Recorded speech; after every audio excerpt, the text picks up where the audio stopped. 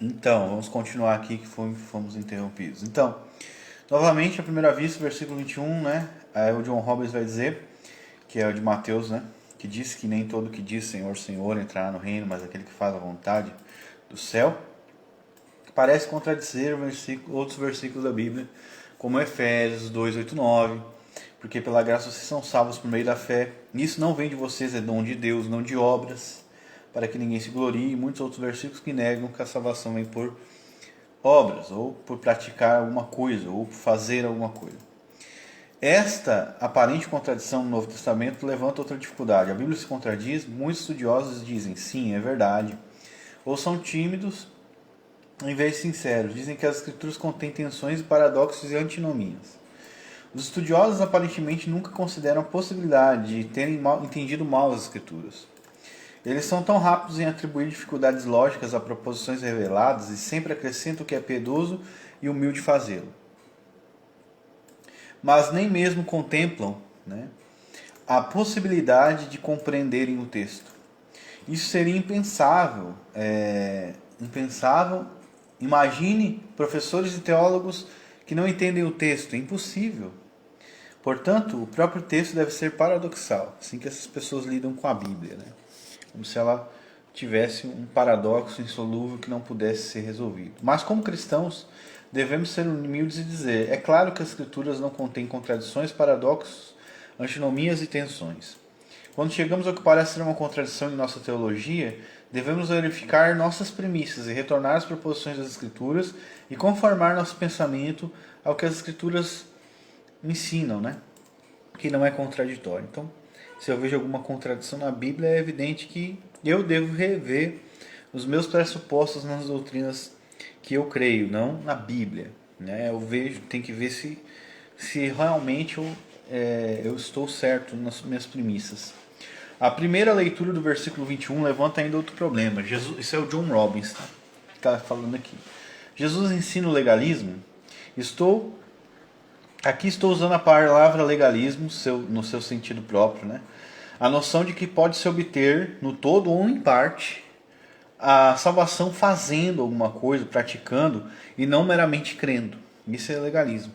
O Papa, Shepard e MacArthur apelam para esse versículo porque todos eles acreditam que Jesus de fato ensina a salvação por obras aqui. Que aqui ele nega a suficiência da fé somente para a salvação. O problema central do versículo 21 é o significado da frase de Jesus, aquele que faz a vontade do meu Pai Celestial. O Papa, MacArthur e Shepard apelam para esse versículo porque acreditam que essa frase significa obras. Obras. Mas essa interpretação, é claro, implica que a Bíblia se contradiz. E essa interpretação da frase não pode estar correta. Por causa que o versículo 22 diz, ele vai dizer aqui: muitos me dirão naquele dia: Senhor, Senhor, não profetizamos nós em teu nome? Expulsamos demônios em teu nome e não fizemos muitas maravilhas em teu nome? Agora, se entendemos o versículo 21 como o Papa, John MacArthur ou Shepard o entendem, o que Jesus diz no versículo 22 é inesperado e inexplicável. Se o ponto de Jesus no versículo 21 é que a fé sozinha não é suficiente, que boas obras ou fidelidade, aliança e obediência também são necessários para ser salvo, então Jesus deveria ter dito algo assim no versículo 22. Quer ver? Muitos me dirão naquele dia: Senhor, Senhor, nós confiamos em Ti somente, nós tínhamos fé somente em Ti, acreditamos na Bíblia e em Suas palavras. Mas é claro que Jesus não diz nada disso. Em vez disso, ele relata muitas pessoas que aparecerão diante do juízo e falarão sobre as suas obras, não sua fé.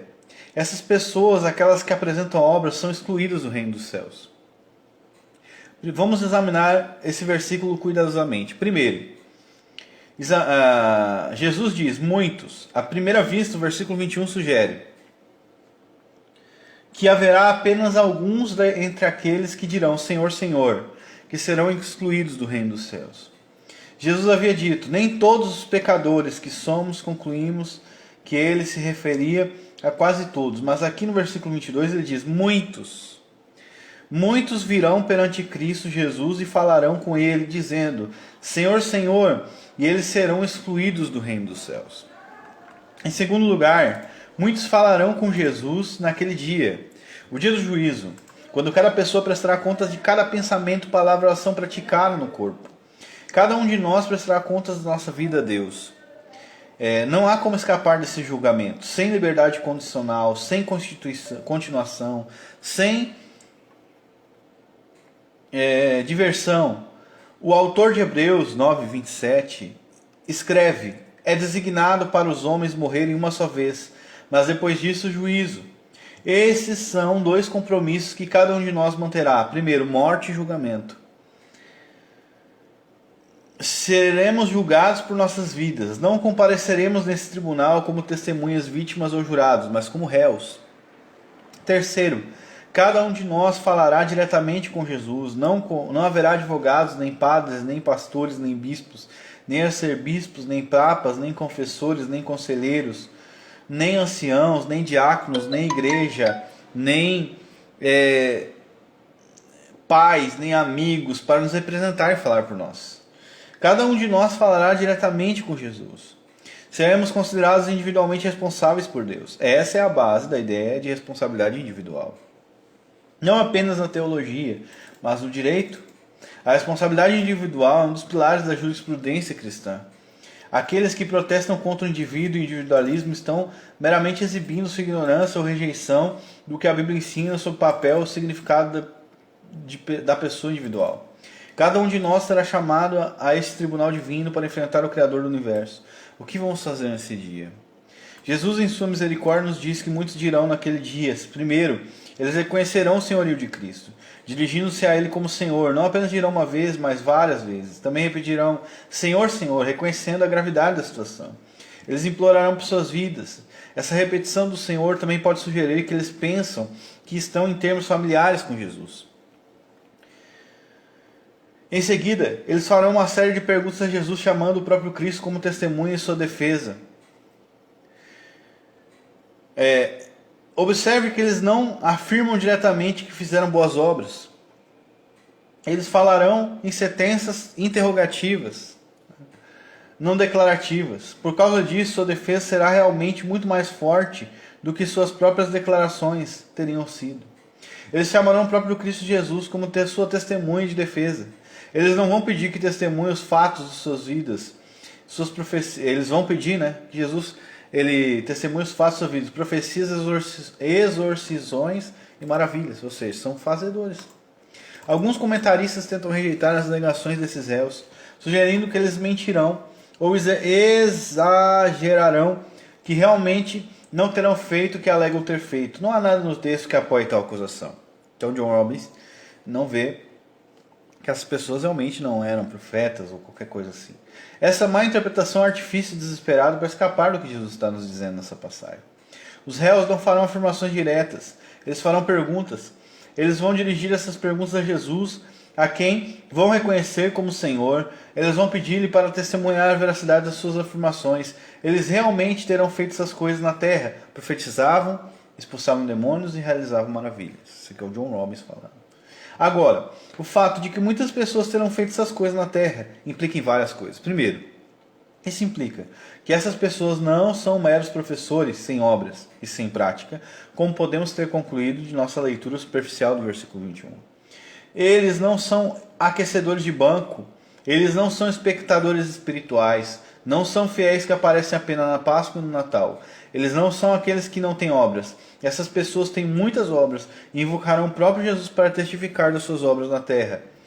Eles não é um mero serviço, o que eles fazem não é um mero serviço de boca para fora. A profissão deles não é vazia. Eles devem ter sido muito ativos na igreja e em outros empreendimentos religiosos. Há essas pessoas de Mateus 7, 21, 22.